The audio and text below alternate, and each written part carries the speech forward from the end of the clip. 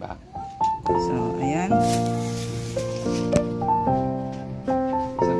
Magluluto tayo ng ginataang talbos ng kamuting kahoy or balinghoy. So, ayan. Mayroon tayo ditong bawang sibuyas. Sahog ay tulingan. Yung nyug ay pinipiga na ni Bibi. At yan. Yan talaga yung hindi pwedeng mawala. So, ayan. Ito. Kasi ano yan eh. Kagabi ko pa yung pinakuloan. Nilagay ko lang sa ref. At ano siya, hiwain natin para hindi malalaki.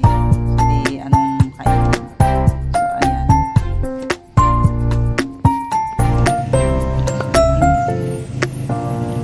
Tayin lang natin yung pangalawang gata. Tapos sasalang na natin.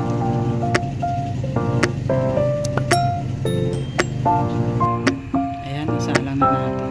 Kukuluin lang natin siya. Hanggang maluto yung isda.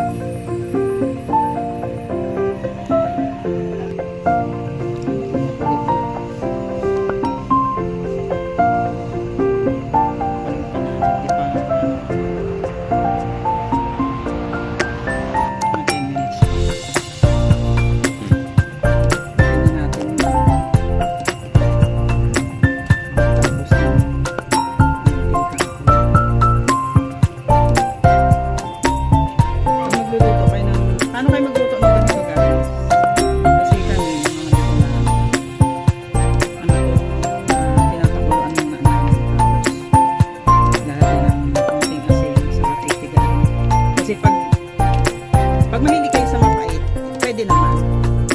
Parang ang ampalaya din kasi ito eh. Mas mapait pa siya sa ampalaya.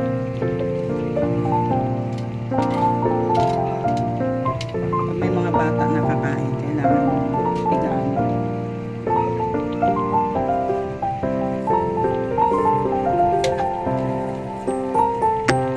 Marami ito pagka na ng sabaw.